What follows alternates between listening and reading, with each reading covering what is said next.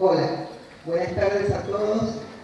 Creo que les estoy trayendo un tema novedoso, no porque desconozcan qué es la grafología, seguramente todos habrán oído hablar de la grafología, porque es una disciplina verdaderamente antigua, pero como profesión bastante nueva. Su inserción en el mercado laboral es reciente, digamos, tratándose de una profesión. 20 años no es mucho tiempo. Y no, estoy apuntando al revés. Ahora sí. Lo primero que les quería contar, justamente porque habrán oído hablar de la grafología, pero quizá no todos sepan que es una carrera oficial que hace ya 20 años estamos incorporados a la enseñanza oficial. Nuestro plan obviamente tiene una resolución del Ministerio de Educación y es una carrera de 2 años y medio y tiene una carga horaria de 1.600 horas reloj. Lo que les quiero decir con todo esto es que pasamos por una formación académica y que convivimos con grafólogos idóneos, como en muchas otras profesiones, que a lo mejor tienen formaciones de cursos y no son especializados en las distintas ramas de la grafología. En nuestro caso, por ejemplo, dentro de la carrera hay materias que tienen que ver con la grafología infanto-juvenil y un poco tiene que ver con esto lo que hoy les vengo a contar. ¿Qué es la grafología? No es el estudio de la personalidad. En general, tendemos a decir que es el estudio de la personalidad. No, la personalidad la estudian los psicólogos. Nosotros no somos psicólogos. Nuestro objeto de estudio es la escritura y los grafismos en general. Claro que en la escritura se proyecta la identidad biopsicosocial de quien escribe, además de los factores ambientales y la realidad histórica. No escribimos nosotros ahora como escribía San Martín, ¿verdad? Y si bajamos la temperatura mucho, la escritura se va a empequeñecer y no somos una rama de la meteorología, pero sí los factores ambientales se proyectan en la escritura. Todo eso es lo que estudia la grafología, no la personalidad. La personalidad sí se refleja a partir de todos esos factores biopsicosociales que encontramos en la escritura. ¿Y cómo estudiamos esos factores? Fundamentalmente a través de la energía motriz que hace que se plasme la escritura en una hoja. Es un factor físico lo que estudiamos para encontrar esas proyecciones.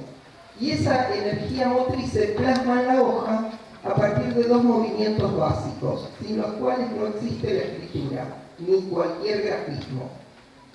Un movimiento es el de inscripción, que es una fuerza concreta, medible, que es la fuerza que hago para que la virome, que es lo que usamos habitualmente, haga una hendidura en el papel. Pero si no hay una fuerza de desplazamiento que llamamos de progresión, tampoco existe escritura. O sea que tiene que haber una combinación perfectamente coordinada de esas 2 fuerzas. Un desplazamiento, una presión de inscripción y una de desplazamiento, ¿sí? Una fuerza de desplazamiento. Ahora, esas 2 fuerzas combinadas y en acción nos van a permitir clasificar determinadas variables que nosotros vemos en la escritura según cómo se mueven estas 2 fuerzas. Es la intensidad con que ejercemos la fuerza, que es la presión del trazo, la vivacidad que tiene esa energía, que tiene que ver con la velocidad, ¿sí? La irradiación de esa fuerza, que tiene que ver con la amplitud del movimiento, la continuidad, si ligamos o desligamos, si esa energía se corta y no podemos tener continuidad en la progresión y nos detiene, ¿sí? La dirección, que es el ascenso o descenso de la escritura a lo largo de la hoja, la forma, si es repetitiva, libre, si es creativa, y el orden, que tiene que ver con la distribución del grafismo en la hoja. O sea, si el individuo es capaz de organizarse y proyectar esa organización. Les doy otro dato más para que podamos tener una idea de lo que después vamos a ir conversando, ¿sí? Estas formas de proyectar la fuerza en el papel va a tener se va a proyectar en dos arquetipos básicos, que son el ángulo y la curva, y hay muchísimos más que son derivados de ellos, ¿sí? El ángulo nos habla de actividad, agresividad, rigidez y energía. O sea, una escritura angulosa estaría hablándonos de esas características. Y la curva de sensibilidad, sociabilidad y comprensión. Ahora, esto no es una proyección surgida de un invento, sino que tiene que ver con cómo manejamos justamente esas fuerzas. Vemos que cuanto más predomina la fuerza de inscripción, tenemos más propensión al ángulo, y cuanto más predomina la fuerza de proyección, va a predominar la curva, ¿sí? Siempre estamos hablando de esas dos fuerzas. Ahora veamos que esto atraviesa la cultura. Simplemente es una lectura de lo que todos sabemos y vemos, simplemente que no lo analizamos. La grafología es la que lo analiza. Vean esta página de humor de Fontana Rosa, donde hay un predominio del ángulo en este señor estresado, y el psicoanalista le diga: no me diga nada, Ferrari, estrés. Bueno, no habría una manera mejor de proyectar el estrés que con ese arquetipo. No lo podríamos hacer con curvas. Por último, estos arquetipos se vuelcan en una hoja. Y la hoja ustedes lo van a ver relacionado con los test gráficos. Tiene esa misma, el simbolismo del espacio gráfico está compartido con el simbolismo que utilizan justamente los psicólogos cuando analizan las técnicas proyectivas. Una zona superior, una inferior. La zona superior tiene que ver más con lo cognitivo, lo intelectual, la norma.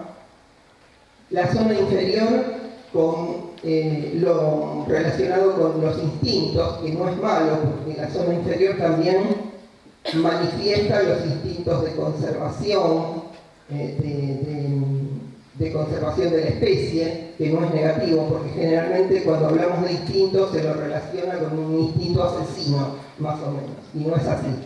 La derecha y la izquierda tienen que ver con el pasado y el futuro, y en el centro el yo como resultado de esa experiencia, porque la constitución del yo en relación del espacio se va dando desde los primeros días de vida, justamente con la percepción de lo que nos rodea, con un arriba, un abajo, una izquierda, una derecha, siempre tomando como referencia nuestro propio yo.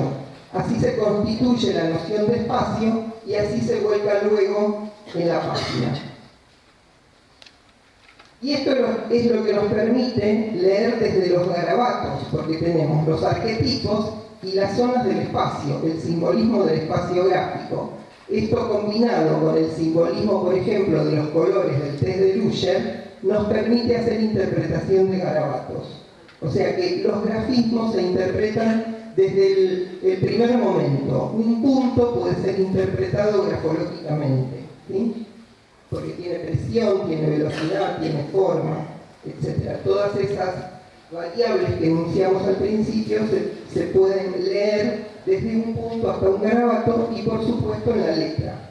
Y en los dibujos, aplicando lo que dijimos de arquetipos y de distribución del espacio, de la lectura del simbolismo del espacio, podemos analizar en este dibujo, por ejemplo, que el señor tiene un discurso enérgico, tiene un trazo grueso, lo que puede hacer que sea violento, que habla primero porque está a la izquierda, y que la niña tiene un trazo más leve y más curvo, lo que nos hace pensar que es más suave y no tan conflictivo como el del señor, tan confrontativo.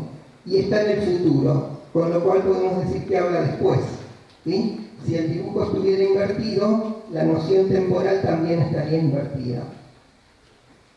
Lo mismo lo aplicamos a las zonas de la letra, el mismo simbolismo y los arquetipos. Vamos a ver ahora cómo analizamos, a partir de esto tan elemental que les conté, una letra. Por ejemplo, la letra M que los docentes que trabajan con la materia prima, que es nuestra materia prima, ustedes la manejan perfectamente porque están en contacto con la escritura de los chicos todo el tiempo. Vemos que en general los chicos hacen una M en arco, ¿sí? ¿Están de acuerdo? En general en los primeros años, ¿no? Nos estaría hablando de una energía que proviene de la zona inferior, y habíamos dicho que en la zona inferior estaba lo instintivo. Eso coincide con el actuar de los niños, con el accionar de los niños. La norma todavía tiene muy poca injerencia en su vida y en su conducta en esa etapa de la vida, cuando empiezan la escuela, o antes, bueno, obviamente, en preescolar.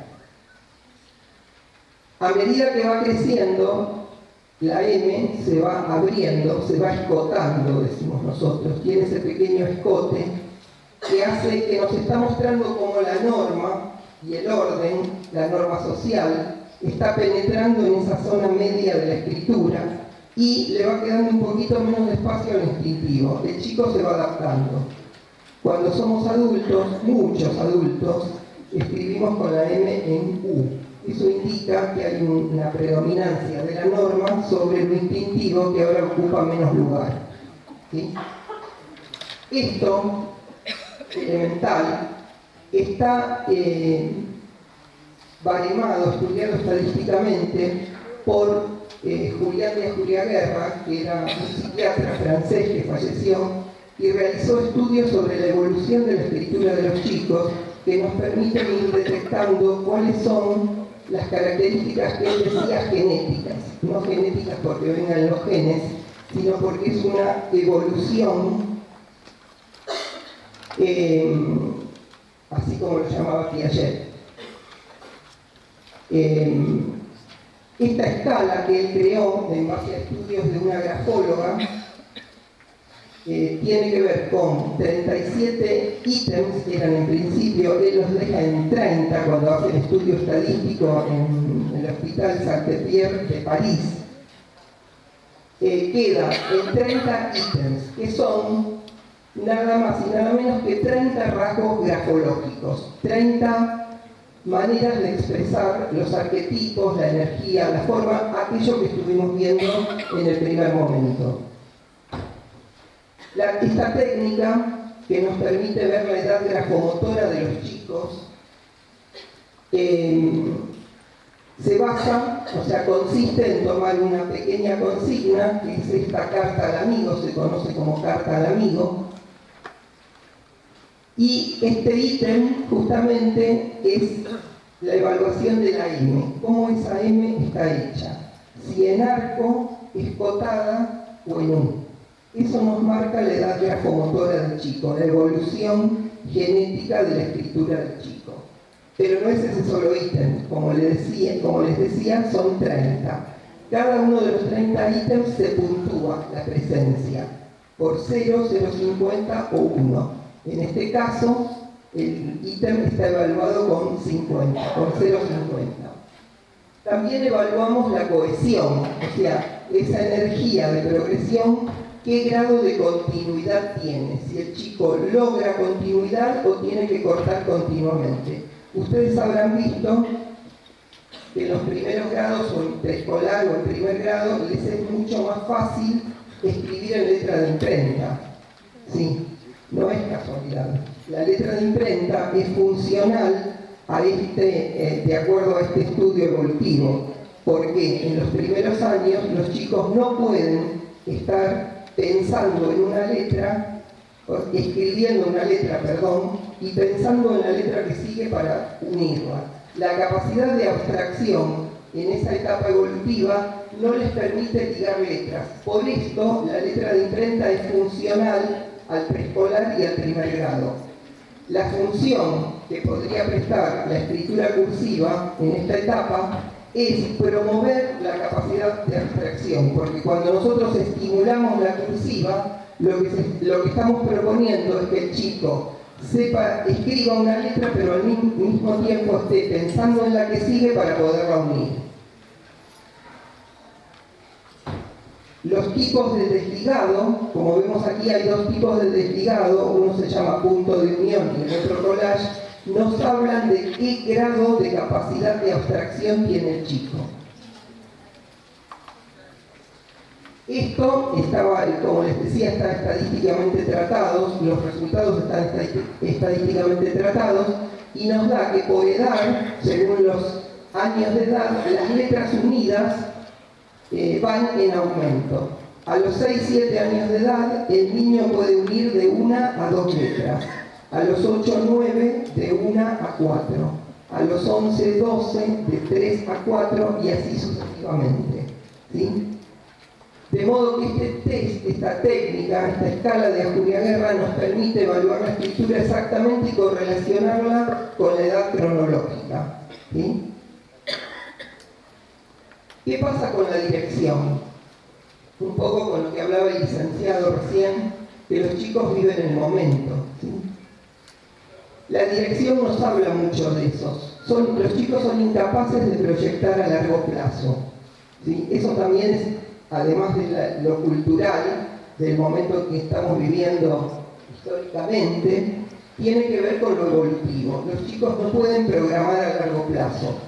La pauta, el renglón en el cuaderno es una ayuda para eso. Tienen que tener, así como en la casa tienen la pauta materna o paterna que les va diciendo qué tienen que hacer a cada momento, en el cuaderno eso es reemplazado por el renglón. El chico se puede desplazar por el renglón casi con normalidad, casi como un adulto, para no utilizar la palabra normalidad.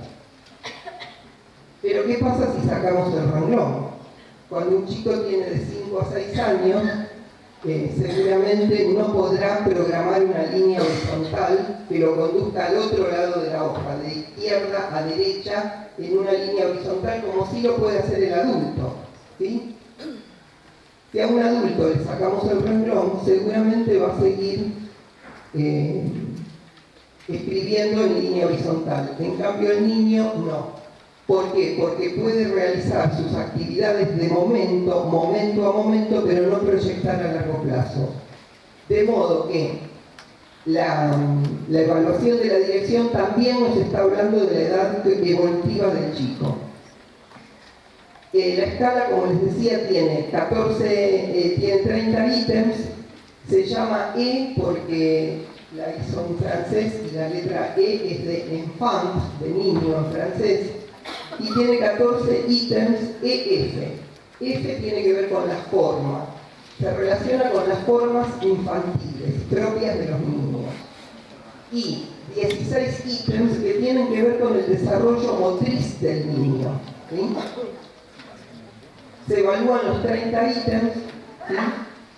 Se obtiene un puntaje que nos da qué es lo esperable para cada edad y para cada grado escolar. Muchas veces se da que este puntaje nos habla de un retraso, pero no un retraso del niño en su evolución grafomotora, sino un retraso en relación al grado escolar. Digamos que el puntaje le da que está dentro de la normalidad, de lo esperable para la edad. Sin embargo, el puntaje para el grado escolar es mayor, de modo que eso puede producir desfasajes y esta técnica lo puede poner en evidencia. Se evalúa, se extrae un índice y si ese puntaje da menos de 0,75 significa que hay una disgrafía y es un llamado de alerta, digamos. ¿Por qué? Porque esa disgrafía puede traducirse en problemas de aprendizaje.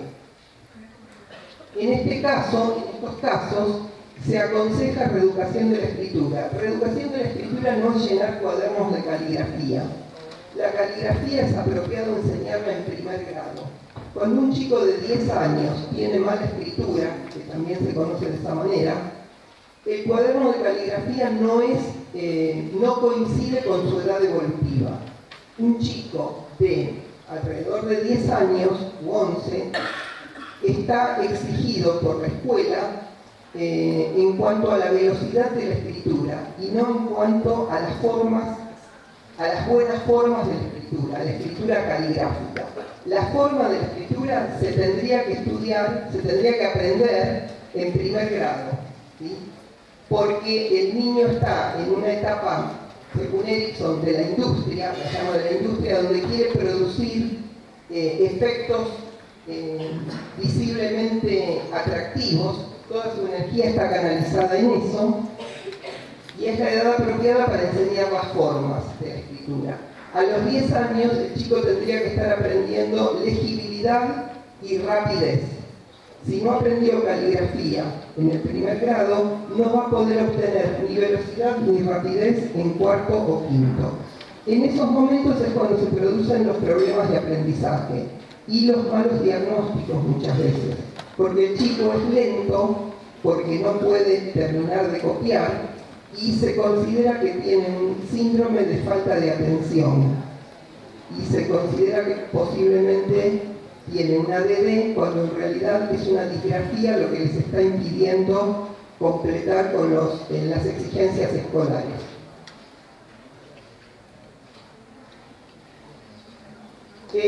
Los seguimientos, tanto en reeducación como durante la cursada escolar, se pueden hacer a través de figuras. ¿Por qué? Porque muchas veces los chicos reconocen la consigna del test de la Julia Guerra, por ejemplo, u otra, y se sienten evaluados. Eso altera los resultados del test. Entonces se pueden seguir muchas variables escriturales a través de dibujos, contorneado de dibujos. En este caso es a través de una tableta que capta la fuerza, la velocidad, esas variables de las que hablamos al principio. Y acá vemos en el contorno, por ejemplo, de un pez, cómo podemos ver acá un gráfico de presión, como la presión es variable, ¿sí? Y cuántas veces realiza cortes de cohesión, como el chico no puede realizar todo el perímetro de la figura, sino que la corta infinidad de veces. La técnica administrada tiempo después nos muestra el progreso, cómo regularizó la presión, la disminuyó y cómo disminuyeron las fases de la cohesión.